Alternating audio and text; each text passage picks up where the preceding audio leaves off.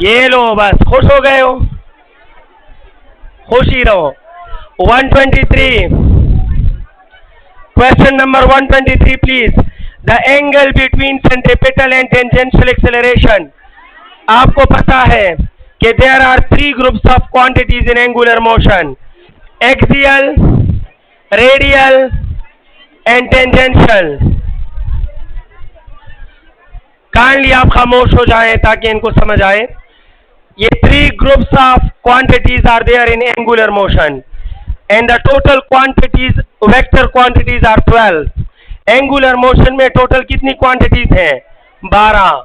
इनमें से axial 5 हैं। कितने हैं? axial जो है वो ओमेगा, थीटा, टार्क, एल और alpha. These 5 are axial vectors। ये 5 axial हैं। और रेडियल 4 हैं, सेंट्रीपिटल, सेंट्रीपिटल एक्सेलरेशन, सेंट्रीफ्यूगल और moment arm. These 4 are radial vectors and 3 are tangential, that is 80, P और V। ये टेंजेंशियल हैं। अगर सेम ग्रुप से क्वांटिटी उठाए गए तो या 0 होगा या 180 होगा, लेकिन अगर डिफरेंट ग्रुप से उठाए गए the angle will be 90 degree, the angle will be 90। अब देखो कहा गया है सेंट्रीपिटल एंड टेंजेंशियल, तो सेंट्रीपिटल इस ग्रुप में है और टेंजेंशियल इस ग्रुप में है, तो डिफरेंट ग्रुप है, लिहाजा द एंगल मस्ट बी 90 या π/2 and the correct option is option B 124। 124 दो सैटेलाइट्स हैं, उनका मास डिफरेंट है, तो उनका क्या सेम हो सकता है? तो बहुत आसान लॉजिक है। आपको पता है स्पीड का फार्मूला है Gm/r। इसमें ये m मास ऑफ अर्थ है, इसमें सैटेलाइट का मास नहीं है। जब सैटेलाइट का मास नहीं है तो सैटेलाइट के मास पे डिपेंड नहीं करता, लिहाजा स्पीड तो क्या रहेगा? सेम रहेगा, because the speed of satellite does not depend upon mass of satellite. अब मोमेंटम देखें तो आपको इसमें बहुत बड़ा बड़ा मास ऑफ सैटेलाइट नजर आ रहा है। अगर v सबका सेम हो गया तो मास डिफरेंट है, तो momentum must be different. Kinetic energy is equal to half mv²। Half same है, v सेम है, लेकिन अगर मास डिफरेंट तो काइनेटिक भी डिफरेंट। तो मोमेंटम गलत है, काइनेटिक गलत है। करेक्ट आंसर इसका क्या है? डिफरेंट मास सैटेलाइट के एक ऑर्बिट में स्पीड सेम होते हैं, उनका काइनेटिक और मोमेंटम सेम नहीं होता। The correct option is option C. Let me explore question number 125 for you and 125। जी अगर मास सेम हो तो मोमेंटम वेक्टर है वो सेम नहीं होगा और काइनेटिक स्केलर है वो सेम होगा, क्योंकि सर्कुलर मोशन में मोमेंटम में डायरेक्शन अलग अलग होगा। एक सैटेलाइट ऑर्बिट में उधर होगा तो एक इधर होगा, तो एक का मोमेंटम उस तरफ होगा, दूसरे का उस तरफ होगा। अगर मासेस सेम हुए तो काइनेटिक सेम हो जाएगी, लेकिन मोमेंटम फिर भी सेम नहीं होगा, because momentum needs vector as well, sorry direction as well. और दो सैटेलाइट एक ऑर्बिट में एक साथ तो नहीं घूमते, एक ऑर्बिट के एक जगह पे होगा, दूसरा ऑर्बिट के दूसरी जगह पे होगा, तो डायरेक्शन ऑफ मोमेंटम में फर्क होगा, मोमेंटम सेम नहीं होगा। Next question 125। The product of moment of inertia and angular acceleration, it is torque और जीटा जॉक्स equation, torque is equal to I alpha। The correct option is A. 126 पे बात हो रही है। The value of torque produced by centripetal force, why the value of torque is 0 by centripetal force? Because there is zero moment arm, there is zero moment arm. Torque is equal to R F sine theta. और आपको पता है जब आप centripetal force की बात करो तो ये सेंटर से पास होता है, और जो सेंटर से पास होता है उसके लिए मोमेंट आर्म क्या हो जाता है? जाहिरी बात है, moment arm is the gap from centre. तो जो फोर्स सेंटर से पास होगा उसका सेंटर से कोई गैप नहीं रहता, तो मोमेंट आर्म 0, लिहाजा टार्क क्या होगा? The torque of centripetal force is always 0।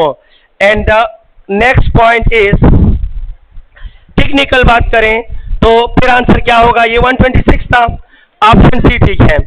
अगर कॉन्सेप्चुअली आपसे कोई पूछे why the torque of centripetal is 0, moment arm 0 है, रहने दो, आप कहे सर वो फोर्स जो एंगुलर मोशन में इंक्रीज या डिक्रीज नहीं ला सकता वो टार्क पैदा नहीं कर सकता, क्योंकि टार्क जो है वो increase and decrease in angular motion का जरिया है, और सेंट्रीपिटल फोर्स से एंगुलर मोशन में ना इंक्रीज आता है और ना डिक्रीज आता है, इसलिए इसका टार्क क्या होता है जी? फिर से बोल लूं?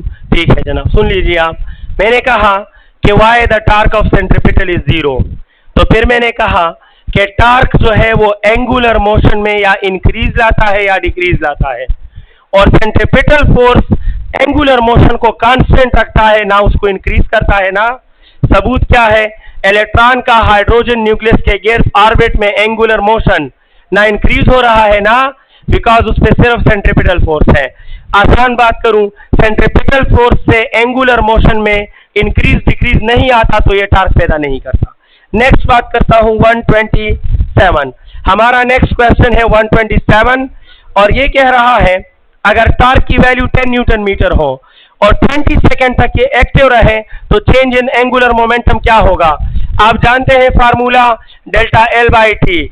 सो delta L is equal to torque T, and it is 10 and it is 20. I think the answer is 200 kg meter per second, and the correct option for you people is option D। 128 हमारी discussion पे है, और 128 में है कि एक sphere है 2 kilogram का और उसकी एंगुलर वेलोसिटी है 10 रेडियन पर सेकेंड। उसकी रोटेशनल काइनेटिक एनर्जी क्या होगी अगर उसका रेडियस जो है वो 1 मीटर हो? सो माय डियर स्टूडेंट्स, 128 इधर बात कर लेता हूं। Kinetic energy rotational of sphere is half I omega square. ये रोटेशनल काइनेटिक एनर्जी का बेहतरीन इक्वेशन है। So it is equal to half की जगह half moment of inertia of sphere लिखोगे, तो आप जानते हैं हर मोमेंट ऑफ इनर्शिया में mr स्क्वायर होता है, लेकिन जहां स्फीयर आ जाए तो इसके साथ 2/5 एक्स्ट्रा होता है, और ओमेगा स्क्वायर की जगह ओमेगा स्क्वायर, 2 और 2 कैंसिल हो जाते हैं, रिलेशन बन जाएगा 1/5।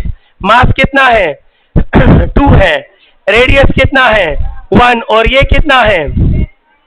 10 स्क्वायर। 10 का square 100, 100 multiply by 2 and 200 by 5 is the correct option in question number 128 is option A, शायद A है। अच्छा, 129 पे हमारी बात होगी, और 129 है what is the maximum speed of an oscillator oscillating with amplitude A। तो याद रखिएगा कि मैक्सिमम स्पीड का फॉर्मूला होता है ओमेगा एम्पलीट्यूड। मैंने लफ्ज लिखा x नॉट नहीं लिखा, क्योंकि एम्पलीट्यूड को क्वेश्चन में कभी x नॉट कहते हैं, कभी a कहते हैं, कभी x कहते हैं, कभी z कहते हैं, कभी y कहते हैं, कभी b कहते हैं। सो आप लफ्ज याद करें एम्पलीट्यूड। अब माय डियर स्टूडेंट, मैक्सिमम की बात हो रही है तो ओमेगा की जगह ओमेगा, और इन्होंने कहा है कि amplitude is denoted by a। So omega a is the maximum speed of this oscillator, and the correct answer is option A। Option A हमारा ठीक करेक्ट आंसर है। नेक्स्ट पॉइंट की तरफ जाएंगे, and the next question is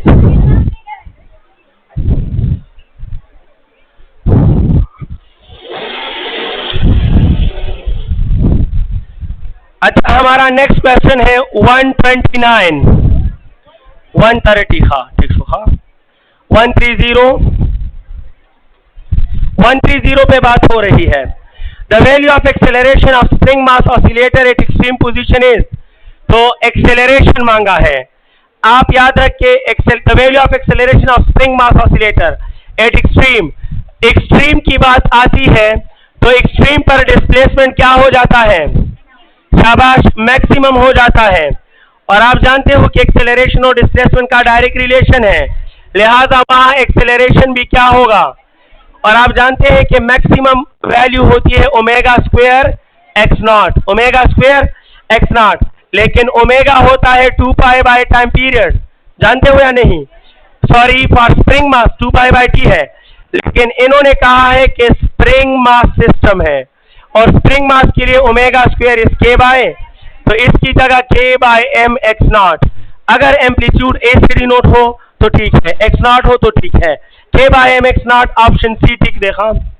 next question 131, ठीक है ना, 131 से वही खाना, which quantity of an oscillator remains constant during one complete vibration? Total energy ही कांस्टेंट होती है। बाकी ऑप्शन पढ़ लें। पहला ऑप्शन है एक्सेलरेशन कांस्टेंट क्यों नहीं है, क्योंकि ये डिस्प्लेसमेंट के साथ बदलता रहता है। डिस्प्लेसमेंट कांस्टेंट क्यों नहीं है, डिस्प्लेसमेंट तब कांस्टेंट होता है जब एक ऑसिलेटर एक बॉडी सिंगल पोजीशन पर मौजूद हो। मोशन के दौरान ऑसिलेटर का पोजीशन बदलता है तो डिस्प्लेसमेंट कांस्टेंट कैसे रह सकता है। वेलोसिटी क्यों कांस्टेंट नहीं है, क्योंकि एक्सट्रीम पर वेलोसिटी जीरो हो जाती है और मीन पर आके मैक्सिमम हो जाती है। इट मीन के वेलोसिटी मिनिमम और मैक्सिमम के दरमियान बदलती रहती है। The only factor left is total energy. क्या होगा, टोटल एनर्जी।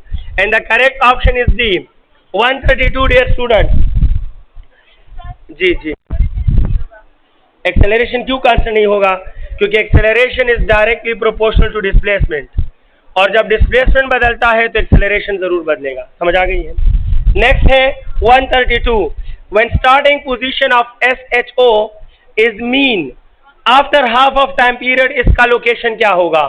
सो देखिए ऐसा करें, ये एक्सट्रीम कर लें, ये भी एक्सट्रीम कर लें और दरमियान क्या हो जाएगा। अब जनाब जो कह रहे हैं कर लें, ये कह रहे हैं कि ऑसिलेटर मीन पर मौजूद है, अब आधा वाइब्रेशन दे दो।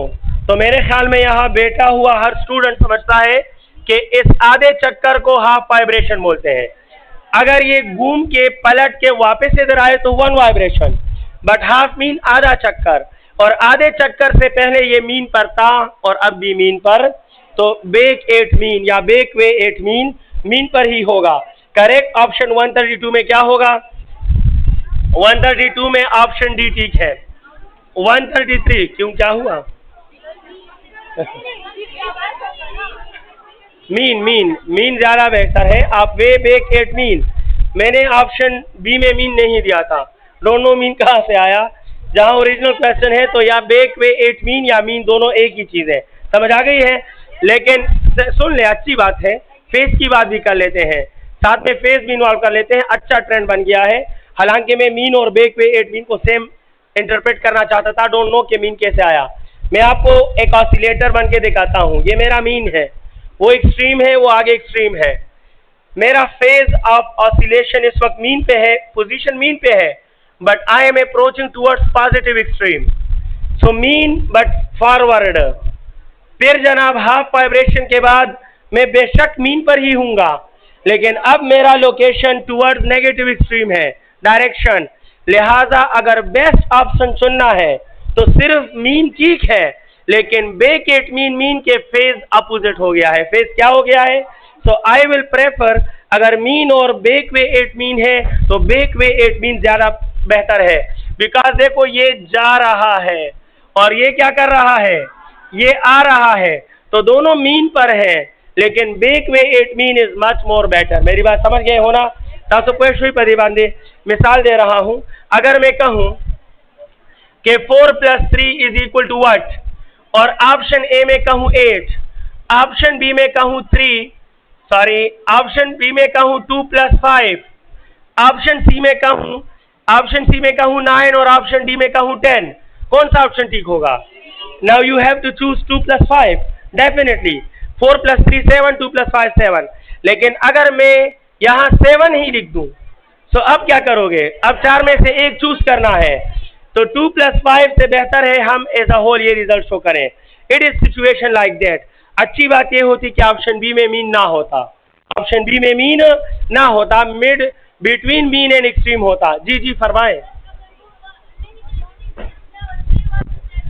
बात नेगेटिव और पॉजिटिव की नहीं है, बात अपोजिट सिचुएशन की है। पहली बार मीन से ये जा रहा है, अगली बार मीन की तरफ ये आ रहा है, तो दोनों एक दूसरे के अपोजिट है। तो बेक वे का मतलब है कि स्टार्टिंग से बाद अब अपोजिट बन गया। समझ आ गई जी। क्या जो भी आपका हो, लेकिन हाफ वाइब्रेशन के बाद सिचुएशन उल्टा हो जाती है, और सिचुएशन उल्टा हो जाने को बेक वे बोलते हैं। समझ आ गई है। देखो गोरा, मेरा ये हाथ इधर है लेकिन आपकी तरफ है, अब ये हाथ इधर ही है लेकिन मेरी तरफ है। मेरी बात समझ गए।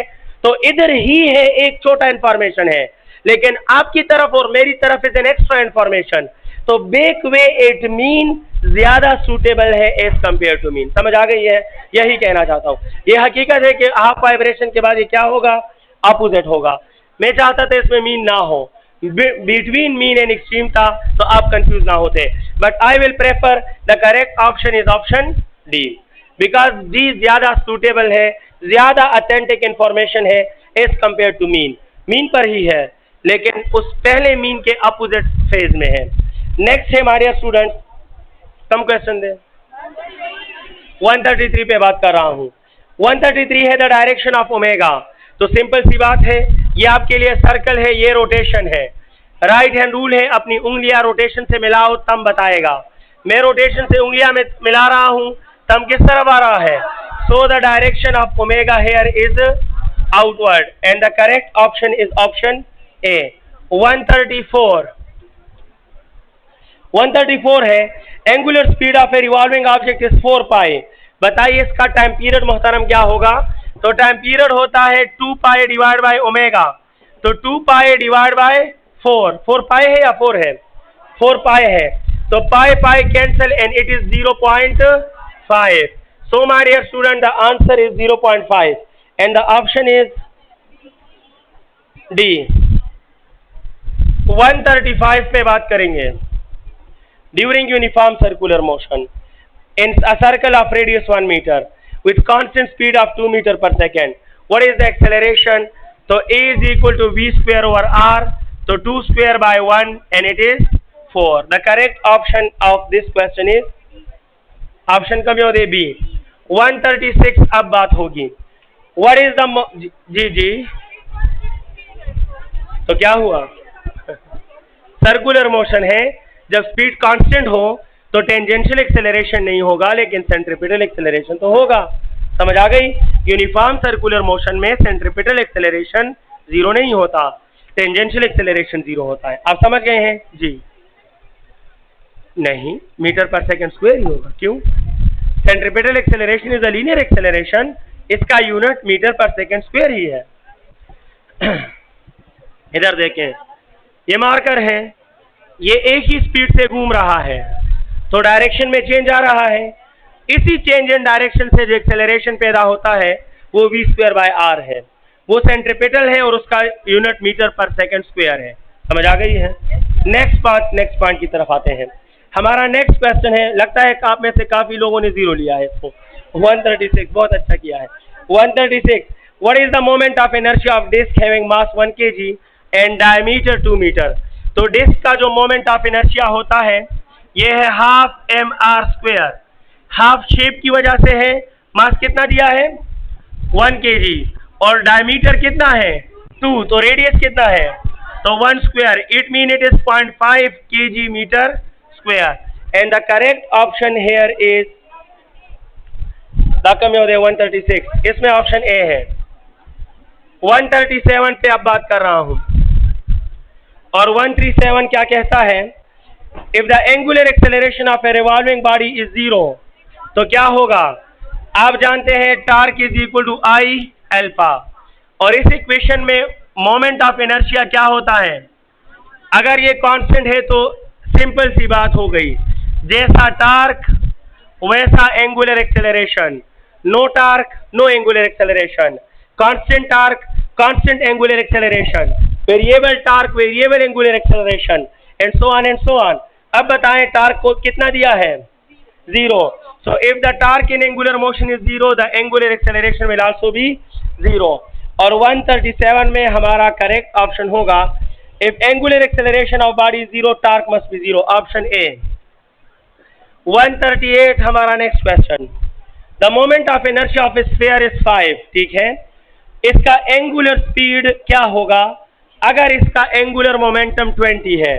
तो क्वेश्चन अच्छा है, एंगुलर मोमेंटम होता है आई ओमेगा, जानते हो ना, L is equal to I omega से आपकी पहचान है। आप ओमेगा मालूम कर रहे हो तो omega is L by I. According to the data angular momentum is 20 and moment of inertia is 5, लिहाजा the correct answer is 4 radian per second and the correct option here is your minute. Correct option here is option B, ठीक है जी। फरमाए जिसको कोई confusion है, हाथ उठाएं जो बोल रही हैं।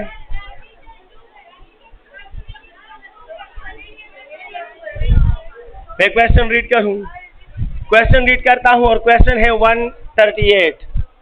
द मोमेंट ऑफ इनर्शिया, हाँ तो ठीक है ना, इसकी बात कर रहे हो, बहुत लेट बोल रहे हो इसके बारे में। यहाँ रेडियस है डियर स्टूडेंट, डायमीटर नहीं है, और radius is the half of diameter. समझ आ गई है? अच्छा, नेक्स्ट हमारा क्वेश्चन है, पदी का नाम।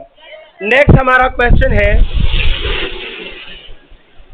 और 139।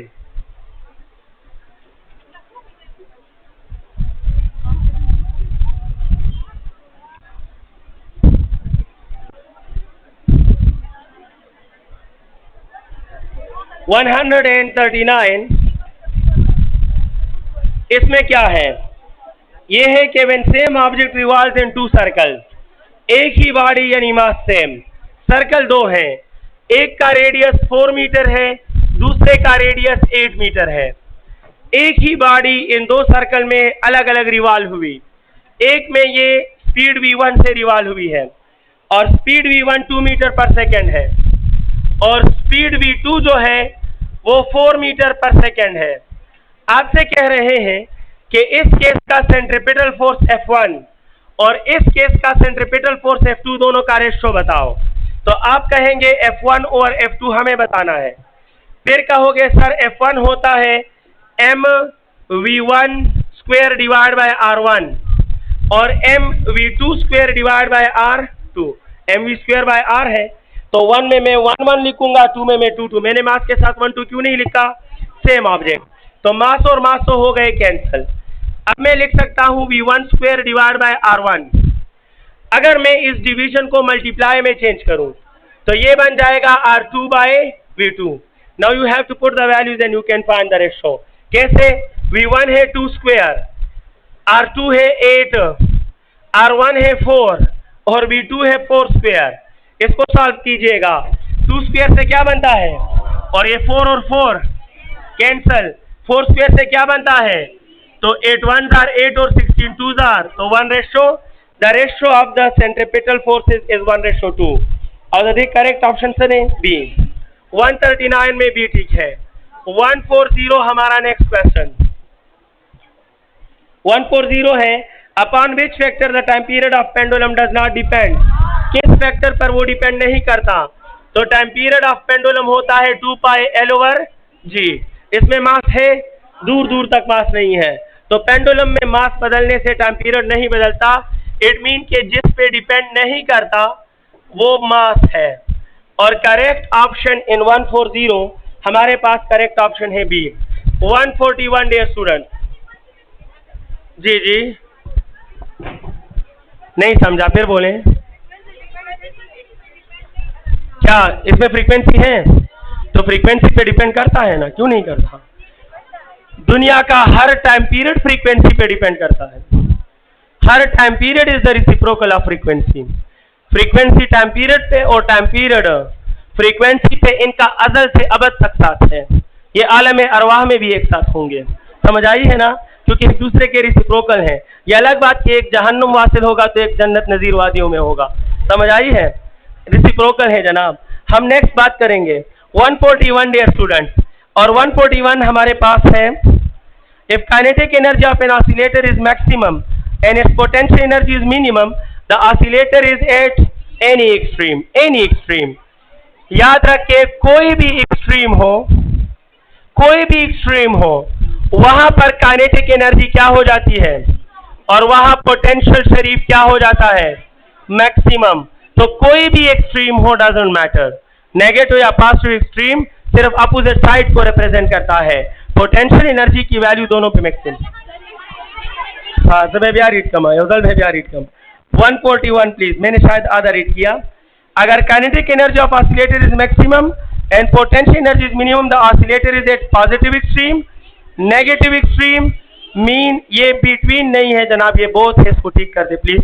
ये बिटवीन नहीं है, it is both, sorry both A and B था। ये option both A and B था, याद रखें। हम उल्टो लिख लो। मैं समझ गया, मैंने उल्टा लिख दिया। हाँ तो मैंने कहा एक्सट्रीम नहीं है, काइनेटिक एनर्जी मैंने मीन लिया है, ये दरअसल क्या है, मैक्सिमम, और ये क्या है, तो बस बात उल्टा हो गई, एक्सट्रीम से बात क्या आ गई, मीन आ गई। लेकिन ऑप्शन इसको ठीक कर दें, मुझे अपने क्वेश्चन से मुझे याद है कि एक पॉजिटिव एक्सट्रीम है, एक नेगेटिव एक्सट्रीम है, एक मीन है, और ऑप्शन डी में है कि both A and B. Option D कर दे, both A and B. Answer is mean, answer is mean, क्योंकि काइनेटिक मीन पर मैक्सिमम होती है और पोटेंशियल मीन पर। था तो पुश हुई। ये ऑप्शन डी जो है ये बिटवीन मीन एंड एक्सट्रीम नहीं है, ये बोथ ए एंड बी है। और ये दरअसल क्वेश्चन में ट्रिक ही है कि बच्चे जो है वो मिनिमम मैक्सिमम को उल्टा, जैसे मैंने काउंट किया इस तरह आप भी बहुत से उल्टा काउंट कर लेते हैं ना, तो ऑप्शन डी ज्यादातर ले लेते हैं। जो इंसान होते हैं उनसे गलती हो जाती है और जो रोबोट होते हैं तो बस वो ठीक होते हैं। 142 the displacement of oscillator is given by this equation. सही है, फ्रीक्वेंसी बताइए। तो आपको इक्वेशन मिला है x is equal to X naught cos of 10t। 10 है या 20 है, 20 है, cos ऑफ 20t। जब भी फ्रीक्वेंसी वगैरह मालूम करना हो तो स्टैंडर्ड से कंपेयर करते हैं, and the standard equation is X naught cos of omega t। It is the standard equation of oscillator. अब ये बताएं किसके लिए क्या आया है। So my dear student, x के लिए x, इक्वल के लिए इक्वल, एक्स नॉट के लिए एक्स नॉट, cos के लिए cos और t के लिए, तो इट मीन ओमेगा का बंधन किससे बना, शाबाश, 20 से। और ओमेगा क्या होता है, 2 पाई f 20, तो f is equal to 20 by 2 pi. The answer is 10 by pi. My dear student, the correct option is 10 by pi, और इसमें करेक्ट आंसर है शायद डी, ठीक है। 142 में डी ठीक है।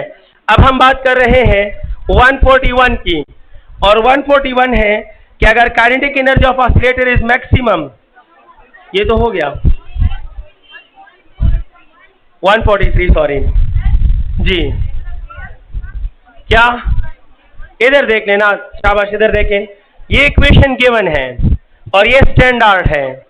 गिवन को स्टैंडर्ड से कंपेयर करो, तो x के लिए x आया है, इक्वल के लिए इक्वल आया है, एक्स नॉट के लिए एक्स नॉट आया है, cos के लिए cos आया है, टाइम के लिए टाइम आया है, तो ओमेगा के लिए क्या आया है, 20, तो omega is 20, but omega is 2 pi f is 20। f को अकेला छोड़ दे 2 पाई उधर, तो 10 by pi will be the answer. हमारा नेक्स्ट क्वेश्चन है 143, omega square for spring mass. Omega square for spring mass is k by m, और आप जानते हैं, और ऑप्शन सी ठीक है। 144 next question, the ratio of total energy at mean and extreme. Why total energy always remains constant, so the ratio will always be 1:1, and the correct option is option A। 145 हमारा next question, the displacement of an oscillator।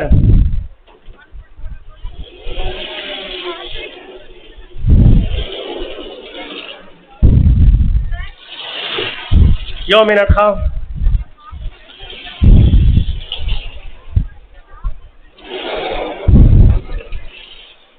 अच्छा, question क्या है जी, बोले कि इसको क्या confusion है जी। 143 में k by M C, omega square for spring mass system की वैल्यू k बाई एम है। यू हैव टू मेमोराइज, यही तो 6-7 बातें हैं जो आपको याद करनी है चैप्टर 7 से पहले। 144 है या 5 है, 144 हो चुका। 145 हमारा नेक्स्ट क्वेश्चन, और ये कह रहा है कि अगर डिस्प्लेसमेंट क्या होना चाहिए ऑसिलेटर का, अगर काइनेटिक एनर्जी क्या होनी चाहिए अगर डिस्प्लेसमेंट हाफ ऑफ एम्पलीट्यूड हो। तो याद रखिए, काइनेटिक एनर्जी का बेसिक फार्मूला है half m omega square, x not square minus.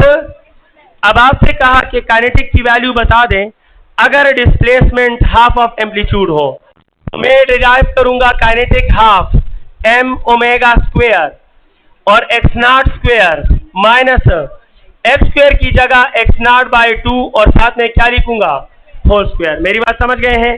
So therefore half की जगह हाफ m ओमेगा स्क्वायर और x not square minus x not square divide by, इन दोनों से एक्स नॉट स्क्वायर कॉमन ले लीजिए, तो हाफ की जगह हाफ m ओमेगा स्क्वायर और साथ में, और इससे आएगा 1 - 1 ओवर, ये पूरा ब्रैकेट किसके बराबर आता है, 3/4, तो 3 मल्टीप्लाई बाय 1 3 और 4 मल्टीप्लाई बाय 2, तो इससे बन जाएगा 3/8 m omega square x not square. It is the answer and the option available is option A. Option A ठीक है। हमारा नेक्स्ट क्वेश्चन है 146। जी क्या कर रहे हो? ये स्टेप दोबारा बता दूं।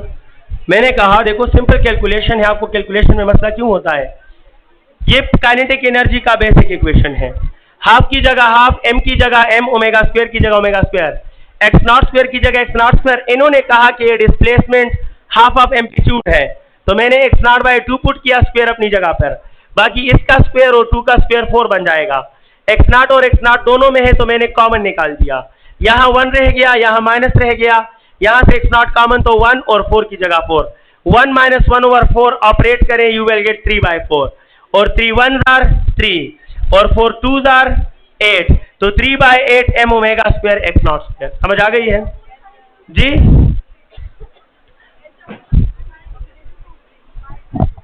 As a whole kinetic energy कौन सी as a whole kinetic?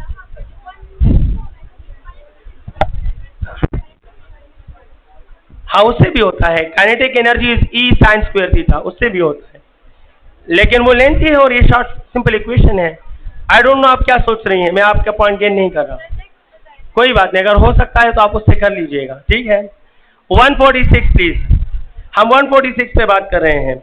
The potential energy of an oscillator at maximum is. अच्छा ये वो, अब देखो ये उसका उल्टा है। मेरे जहन में ये आ रहा था, मेरे जहन में ये क्वेश्चन आ रहा था, ये उसका अपोजिट वर्जन है। Potential energy of oscillator maximum है, तो यहां कहा कि पोटेंशियल एनर्जी मैक्सिमम है, और अगर ये मैक्सिमम है तो ये एनी एक्सट्रीम हो सकता है। क्या हो सकता है? Any extreme. लिहाजा इसमें करेक्ट ऑप्शन क्या होगा? Both B and. पॉजिटिव हो या नेगेटिव हो, एक्सट्रीम हो तो मैक्सिमम। Correct option D. मेरे जहन में ये आ रहा था, मैं सोच रहा था कि ऑप्शन बदल गया है। अच्छा 146 please. The potential energy of an oscillator हो गया। 147, how many times kinetic energy become maximum in 8 vibration? कितने टाइम? 8 टाइम्स। माता गोरीखा इधर मुझे देखें, इधर देखें प्लीज, बस चुप करें प्लीज। ये स्टूडेंट मेरा पॉजिटिव एक्सट्रीम है, ठीक है, बच के रहना जी, लात ना लगाऊं। अच्छा सुने जनाब, मैं ऑसिलेटर आपके लिए, ये मेरा पॉजिटिव एक्सट्रीम, वो चेयर मेरा नेगेटिव एक्सट्रीम, आप साथ देंगे। यहां मेरी काइनेटिक एनर्जी क्या है? 0। मैं एक वाइब्रेशन करूंगा, आपको आंसर दे दूंगा। एक वाइब्रेशन मुझे करने दें। मेरी काइनेटिक एनर्जी मैक्सिमम हुई, ये मीन है, मीन पर काइनेटिक मैक्सिमम, एक बार मैक्सिमम। मैं इधर आया, काइनेटिक मिनिमम, और जब मैं वापस जा रहा हूं तो काइनेटिक एनर्जी दूसरी बार यहां मैक्सिमम होगी। मैं इधर आया तो मैंने कितने वाइब्रेशन किए? एक वाइब्रेशन में काइनेटिक एनर्जी 2 बार मैक्सिमम होती है, तो 2 वाइब्रेशन में 4 बार, 3 वाइब्रेशन में और 4 वाइब्रेशन में। So it mean when an oscillator perform 4 vibration, 8 बार इसकी काइनेटिक एनर्जी क्या होगी? मैक्सिमम से गुजरेगी। And the correct option is 8. Answer is 8 and the option is A. जी नहीं समझा हूं।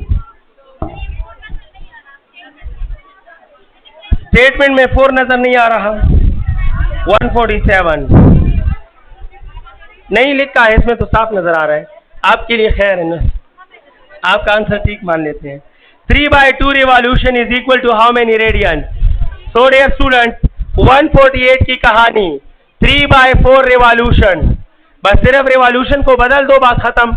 आप जानते हैं कि हर रिवॉल्यूशन 2 पाई रेडियन, तो 3 की जगह 3, 4 की जगह 4, रिवॉल्यूशन की जगह 2 पाई, तो 3 2s आर 6 पाई बाय 4 है ना, 3/2 दे हजम में वाले गलत राजी 3/2, तो देखिए जनाब 2 2 cancel and the answer is 3 pi radian. The answer is 3 pi radian dear student. Correct option है ऑप्शन बी। हमारा करेक्ट ऑप्शन बी है। 149 यूनिफॉर्म एंगुलर मोशन पॉजेस कितना टार्क? क्या कह रहे हो? Uniform angular motion 0 torque. uniform angular motion, the torque मोहतरम will be 0. Why? tasbo why sir? शाबाश, सही कह रही हैं आप, फिर से कहें, मैं सुन लूं।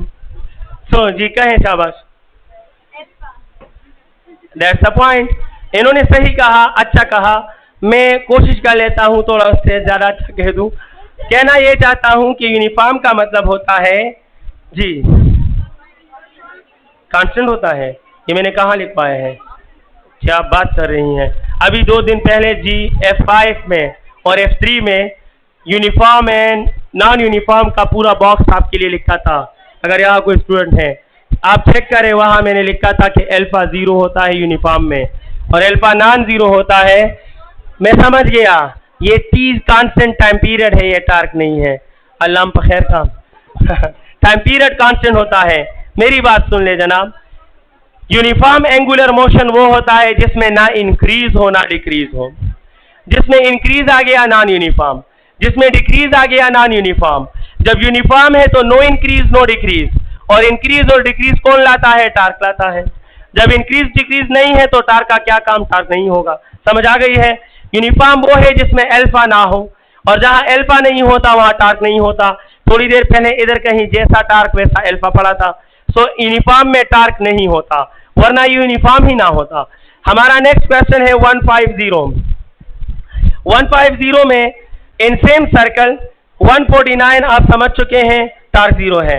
In same circle if the speed of a body become double, what is the percent change in centripetal force? So my dear student, let me solve it please. मैं आपके लिए इसको सॉल्व कर रहा हूं।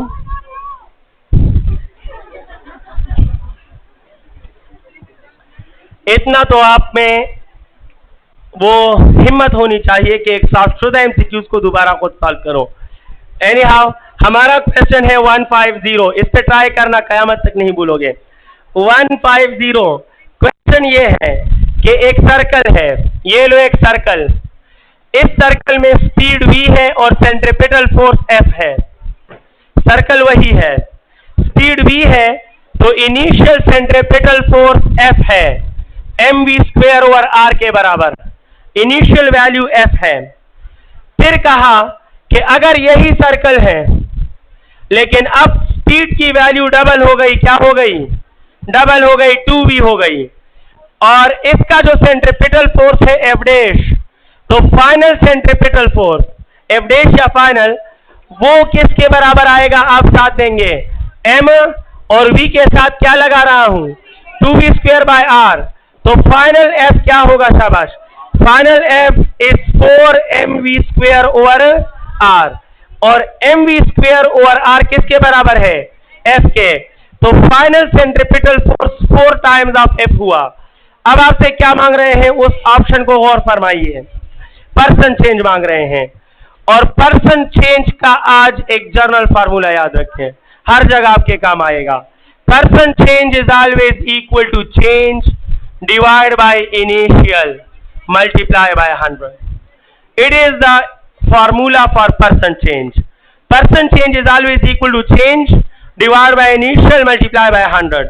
अब बताएं शाबाश, चेंज कितना है? तो 4f और f में चेंज कितना है? तो इसमें जो चेंज है वो 3f है, तो चेंज की जगह आएगा 3f। इनिशियल कितना है? सिर्फ f, और मल्टीप्लाई बाय 100, f कैंसल। कितने परसेंट का चेंज आया है? 300% का चेंज आया है। जिसको समझ नहीं आई वो यूट्यूब पे दोबारा रिवर्स करके देख लेना। सो 150 हो गया जी। ये पहली बार सुना, वैसे गलत कर रही हो। आपकी गलती की सजा आपके भाई को दूंगा क्लास में। अच्छा देखना, वैसे ज्यादती है, ये आपने पहली बार सुना, ये आपने गलत कहा जी। अच्छा, वेरी गुड, फिर तो ठीक है, जजा भी आपको भाई को दूंगा इंशाल्लाह।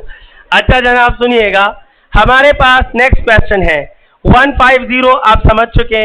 अब 151 पे हमारी बात होगी।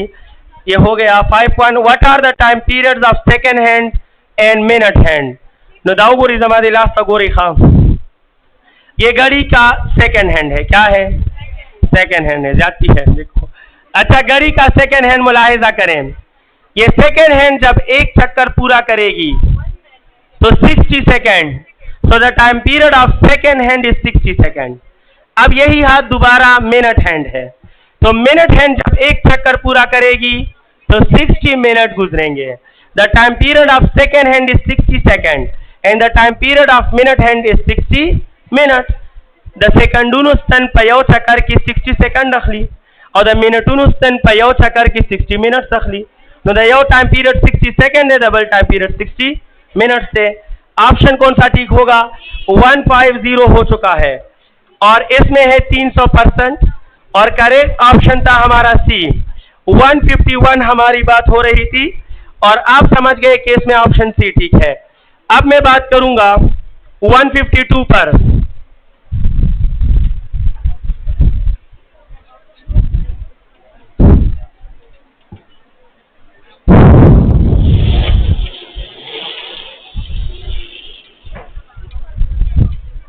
So 152 क्या है? So 152, an angular speed of a body changes from 0 to 10 in 5 seconds. जल्दी से अपने लिए अल्फा मालूम करें। Alpha omega F minus omega I divide by T. Omega F कितना है और ओमेगा आई और टाइम, तो अल्फा की वैल्यू क्या हो गई? 2 हो गई। अल्फा की value 10 minus 0 divided by 5 is 2। शाबाश। आगे है what is the moment of inertia if torque is 20। तो इक्वेशन है torque is equal to I alpha और I is equal to torque by alpha. Torque 20 alpha 2, the answer is 10 पर कितना? हाँ तो 10 ठीक है ना, 10 kg मीटर स्क्वायर और correct option is option A. 153 पे बात हो रही है। What is the acceleration of oscillator at mean? तो आप कहें sir A is directly to X और मीन पर आकर डिस्प्लेसमेंट क्या हो जाता है, तो इसीलिए मीन पर एक्सेलरेशन भी 0 होगा। करेक्ट ऑप्शन इसका है B. 154, what is the kinetic energy of a rolling disc? तो kinetic energy of rolling is translational kinetic energy plus rotational kinetic energy. मानते हो ना? ये हमारे पास काइनेटिक एनर्जी रोलिंग है। अब वैल्यू पुट करूंगा, इसकी वैल्यू है हाफ mv स्क्वायर और इसकी वैल्यू है हाफ आई ओमेगा स्क्वायर। मैं ऑप्शन देखना चाहता हूं और options are in the form of mv square. So mv mean के आई ओमेगा को यहां से दूर करना होगा, कर सकता हूं। हाफ की जगह half mv square plus half अपनी जगह। जब डिस्क होता है तो आई की जगह 1/2 mr स्क्वायर आता है या नहीं? और omega square v is equal to R omega से v स्क्वायर आए तो r स्क्वायर और r स्क्वायर कैंसल। अब इसको सॉल्व कीजिए up to end, you will get the total kinetic energy rolling that is equal to half mv square और 1/4 mv square. कितने mv square? Half mv square. तो half mv square और 1/4 mv square, इन दोनों से mv square common ले लीजिए तो 1/2 plus 1/4। Correct option क्या आएगा? 3/4। इस पूरे ब्रैकेट से क्या आता है? 3/4। तो the answer is 3/4 mv square.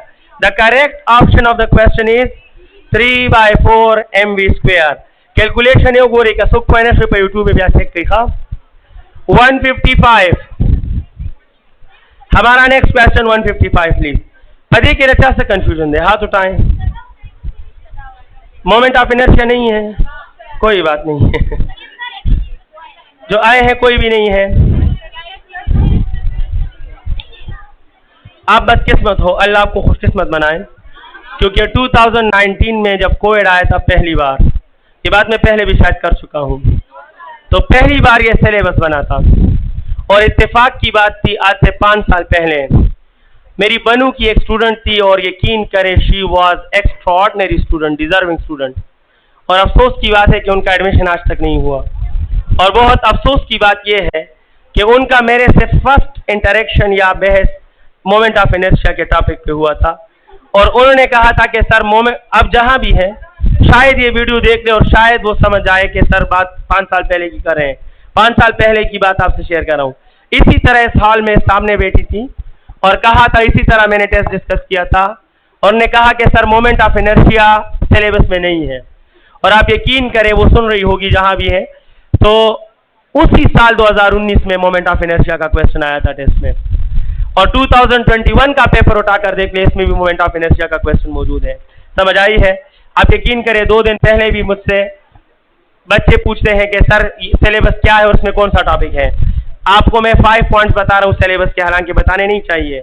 अगर आप इतनी बड़ी उम्मीदें और ख्वाब देख रहे हो तो आपको अभी तक ये चीज़ें मालूम होनी चाहिए थी। 2 चीज़ें कि क्या पढ़ना है, कितना पढ़ना है। अगर आप अभी तक ये डिसीजन फाइनल नहीं कर चुके तो I am really sorry to say आप इस रेस में अबस दौड़ रहे हो। विश यू गुड लक, लेकिन मैं आपको सही बात बताऊंगा, हौसला देना चाहता हूं, आपको एक्टिव करना चाहता हूं। सो क्या पढ़ना है, कितना पढ़ना है, it must be clear up to you up to this level. Clear? Anyhow, 5 syllabus की 5 बातें सुन लें। पहला है एंगुलर डिस्प्लेसमेंट, लिखा है साफ साफ, एंगुलर वेलोसिटी, एंगुलर एक्सेलरेशन। उसके बाद लिखा है relation between linear and angular variable, और इस वेरिएबल में तकरीबन सारे क्वांटिटीज आ जाते हैं। मेरी बात समझ गए हो? आप चेक करो, ये लिखा है वेरिएबल से सारे आ जाते हैं। 5 साल इस सिलेबस के हो गए, 2 साल इससे मोमेंट ऑफ इनर्शिया का क्वेश्चन आया है। उसके बाद सिलेबस में है relation between linear velocity and angular velocity, फिर है relation between linear and angular acceleration है, कुछ इस तरह है। लेकिन वेरिएबल्स कहकर एंगुलर मोमेंटम लीनियर मोमेंटम का रिलेशन भी आ गया, और जब L और P आ गया, तो जब L आ गया माय डियर स्टूडेंट, तो L is equal to I। अब ये भी सिलेबस में है, ये भी है, तो ये कैसे नहीं हो सकता? इम्पॉसिबल है कि आप I के बगैर L भी पढ़े और ओमेगा भी पढ़े। कुछ समझ आ गई है ना? तो कोशिश करें स्टडी स्टार्ट करने से पहले फाइनलाइज किया करें हर चैप्टर के लिए कि इस चैप्टर में क्या पढ़ना है, क्या नहीं पढ़ना, और जो पढ़ना है वो कहां से कितना पढ़ना है। यकीन करें it will be beneficial for you. आपकी स्ट्रगल जो है वैल्यूएबल रहेगी, एफिशिएंट रहेगी, एक्यूरेसी आपकी बढ़ेगी। हमारा नेक्स्ट क्वेश्चन है 155, तो आपको समझाना चाहता हूं, दैट्स व्हाई 155, बाकी ठीक है। In simple harmonic motion when oscillator moves towards extreme it's acceleration, जब ऑसिलेटर एक्सट्रीम की तरफ जाता है तो इसका डिस्प्लेसमेंट इंक्रीज होता है, लिहाजा इसका एक्सेलरेशन भी इंक्रीज होगा। 156, काइंडली मैं स्पीड फास्ट कर रहा हूं क्योंकि मेरे बाद बाकी टीचर वेट कर रहे हैं और मुझे उधर बॉयज के हाल में जाना है, ठीक? सो दैट्स व्हाई जल्दी जल्दी बताता हूं आपको। 156, when amplitude of oscillator become double the value of velocity at mean, तो याद रखिए जब कहानी हो मीन की तो वेलोसिटी होती है मैक्सिमम, और maximum velocity omega with amplitude. याद आया? मैंने थोड़ी देर पहले भी ये लफ्ज लिखा था। अब ये कह रहे हैं कि अगर हम एक ऑसिलेटर का एम्पलीट्यूड क्या कर दें, तो डेफिनेटली ये इसके साथ रिलेटेड है, तो ये भी क्या हो जाएगा? It mean the velocity at mean will also become double. And 156 में करेक्ट ऑप्शन क्या है? ए है। 157, the displacement covered by an oscillator after 4 complete vibration is, displacement covered is the gap between initial and final। ये writing board मेरा oscillating track है, दरमियान में mean है, मैं ऑसिलेटर, ये मेरा इनिशियल, मैं यहां आता हूं वापस जाता हूं, सो ये 1 वाइब्रेशन, लेकिन मेरा इनिशियल और फाइनल सेम, तो मेरा डिस्प्लेसमेंट कवर्ड 0। इसी तरह सेकेंड, थर्ड, फोर्थ वाइब्रेशन के बाद भी मेरा डिस्प्लेसमेंट कवर्ड क्या होगा? 0। तो जब बात हो डिस्प्लेसमेंट कवर्ड की तो याद रखना after complete vibration it will always be 0 of x0। 158, the mass of spring mass system is made 4 times, what is the % change in time period? तो ये अच्छा क्वेश्चन है। 158 my student, time period of spring mass system is 2 pi under the root m over k, जानते हो ना? अब ये कह रहे हैं कि मास को हमने 4 टाइम किया है। 4 टाइम को गौर से देखें, जब मैं इसको 4 करूंगा तो रूट की वजह से टाइम पीरियड क्या हो जाएगा, और जब भी कोई चीज डबल हो जाए वी कॉल इट 100%। जब भी कोई चीज डबल हो जाए we call it 100%, and hence the correct answer is 100%। 158 100%, option A ठीक है। और my dear students 159, the maximum acceleration of an oscillator is 20 if its amplitude is 10, what is the square of omega? यहां बच्चों ने omega मालूम किया होगा और 14.14 पे हमला भी किया होगा। ऐसा कोई नहीं है। वेरी गुड, मतलब इस गर्मी में भी आपके हवास, होश व हवास जो है वो बहाल है और माशाल्लाह आप स्ट्रांग आसाब के मालिक हो, जो लगता नहीं है। 159. The maximum acceleration of an oscillator is 20. Maximum acceleration is equal to omega square x naught. जानते हो, अब आपसे ओमेगा नहीं मांगा, आपसे स्क्वायर ऑफ ओमेगा मांगा है, तो रूट लेने की जरूरत नहीं होगी। Without root you have to provide answer. Maximum ये कितना है? ये 20 है और इट इज ओमेगा स्क्वायर, और ये कितना है? 10 centimetre. So you have to convert 0.1, और 0.1 मीन के नीचे क्या है? और ये 10 इधर आएगा तो omega square will be equal to 200। Omega square will be equal to 200 है स्टूडेंट। करेक्ट ऑप्शन है इसका 159 में करेक्ट ऑप्शन है ऑप्शन ए। हमारा नेक्स्ट क्वेश्चन,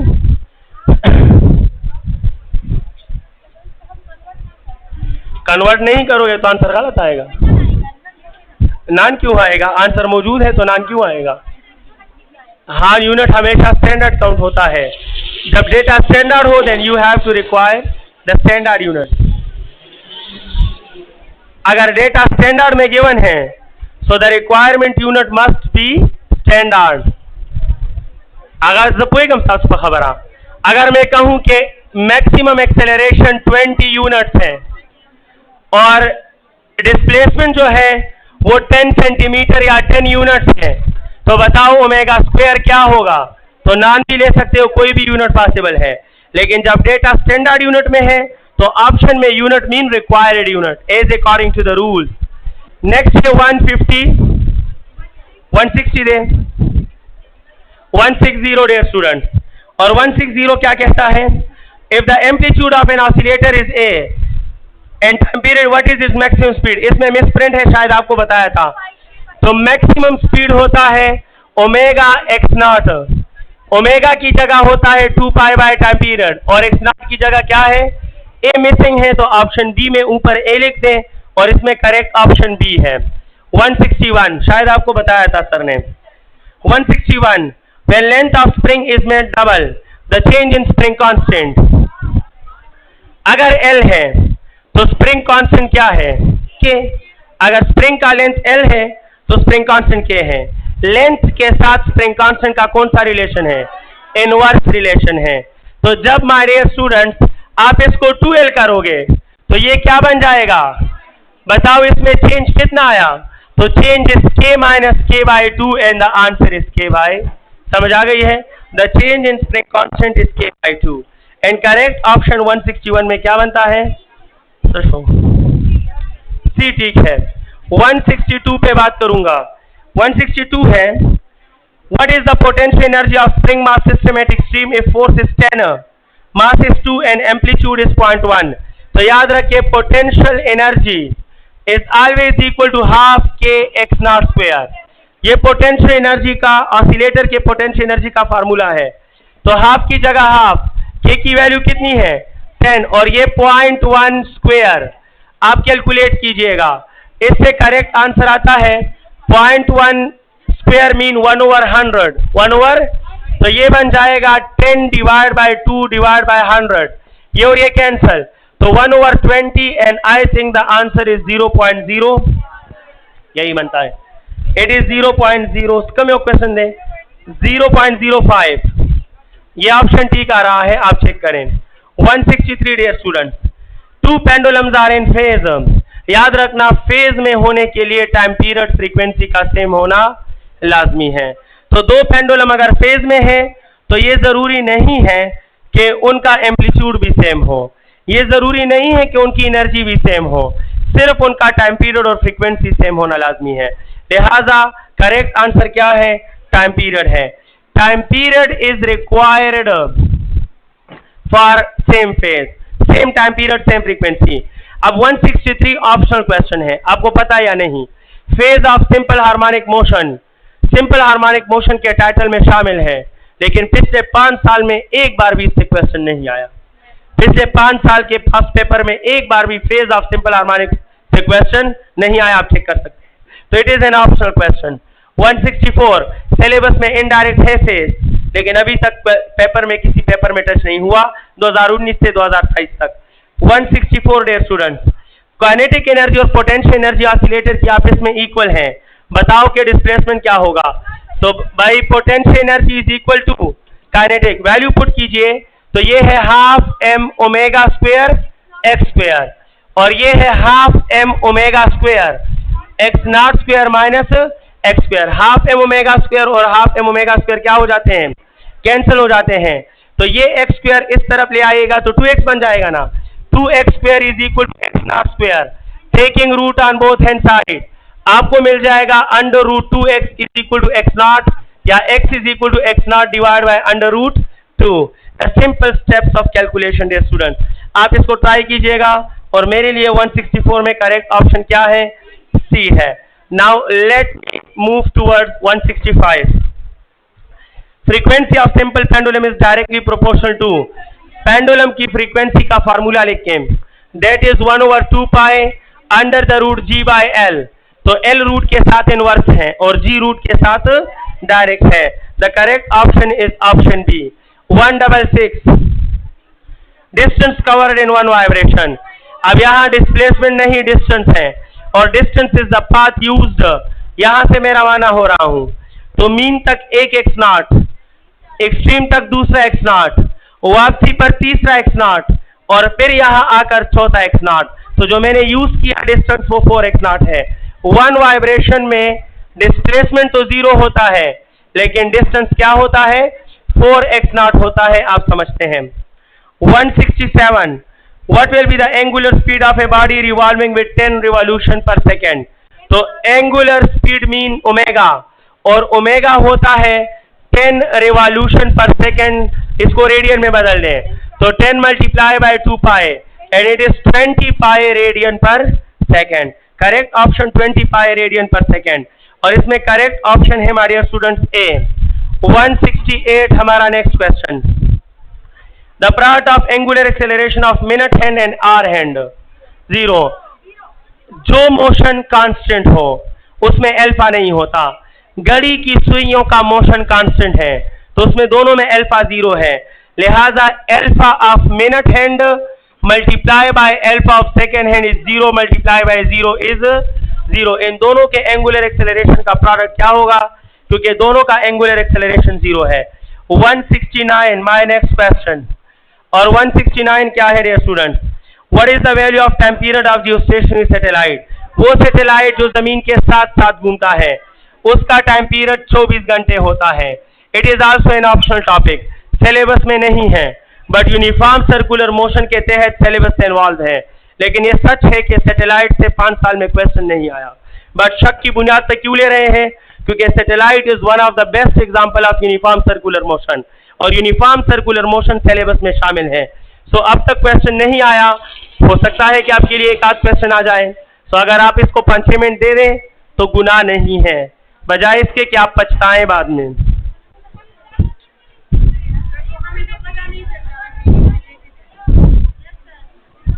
इंसान जब स्टडी स्टार्ट करता है ना तो उससे पहले सिलेबस सामने रखता है, पहले सिलेबस और बुक्स डिसाइड करता है, फिर प्लान बनाता है, फिर स्टडी स्टार्ट करता है। आपके 2 महीने गुजर गए, आपको ये नहीं पता कि क्या पढ़ना है क्या नहीं पढ़ना। 100 एंड नेक्स्ट क्वेश्चन बताएं, शाबाश। क्वेश्चन क्या है, क्वेश्चन नंबर 170 डियर स्टूडेंट। 170 है 2 kg object revolving in a circle of 2 metre radius with 5 radian per second the angular momentum. तो एंगुलर मोमेंटम का फार्मूला है mr² ओमेगा। पुट करें, शाबाश। मास कितना है, 2 है, रेडियस कितना है 2 मीटर का स्क्वायर और ओमेगा कितना है 5 है। इससे क्या आता है 40 आता है। 40 ऑप्शन ठीक भी है, सी में है, सी। 171 please. Sphere and cylinder having same mass same radii, the ratio of moment of inertia. तो देखो एक स्फीयर एक सिलेंडर, तो ये है जनाब 2/5 mr² और ये है 1/2 mr²। ये दोनों सेम है तो कैंसल। अब रेशियो इस तरह लिख के 2/5, इसको मल्टीप्लाई में चेंज करें तो ये उल्टा 2/1 और 2 2s are 4 एंड नीचे क्या है, the ratio is 4:5 and the correct option is option B 172 172 क्या है? 100 newton metre acts on revolving object and the increase in angular momentum is 20. What is the time of action? इसमें भी की में गलती है, आपको बताया था 0.2 आता है, ये 2 सेकेंड नहीं, ये 0.2 था, 0.2 था. एनी हाउ आप तरीका सीख चुके हो कि torque is equal to delta l divide by t. So you are finding time. This implies that time is delta l by torque. Delta l 20 है और टार्क 100 है, इससे 0.2 आता है. इसमें सी ठीक था लेकिन 0.2 के बजाय 2 आया है. आप इसको ठीक करें. 173 dear students. The direction of which quantities towards centre. याद रखें आर हमेशा बाउंड्री की तरफ होता है, ओमेगा हमेशा परपेंडिकुलर टू सेंटर होता है और एल जो है परपेंडिकुलर टू रेडियस या सेंटर होता है. सिर्फ सेंट्रीपिटल एक्सेलरेशन ही हमेशा किसकी तरफ होता है? सेंटर की तरफ होता है. 174 माय डियर स्टूडेंट्स. 174 मेरे पास नहीं है. दल तो खुनिश दे दें एक पेज मुझे. Thank you. चलो खैर आप दे दें. 174. The correct mathematical form of centripetal acceleration. The tool the. Centripetal acceleration v omega और r ओमेगा स्क्वायर और v स्क्वायर बाय r. ये तीनों फार्मूले हैं इसके. All of these. Option D ठीक है स्टूडेंट्स. 175 हमारा नेक्स्ट क्वेश्चन है. The angle of separation between two adjacent geostationary satellites 120 degree है और 120 डिग्री आपको पता है किसके बराबर आता है? 2 पाई बाई 3. 2 पाई बाई 3 के बराबर कैसे आता है? द पाई पर दे 180 पुट गई, 2 से मल्टीप्लाई करो, 3 पे डिवाइड करो, आपको 120 मिल जाएगा. So it is 2 pi by 3 is the correct option. The last question. The ability of a body to oppose change in angular motion, moment of inertia, और ability of a body to oppose changes in linear motion, that is inertia. Thank you very much dear students.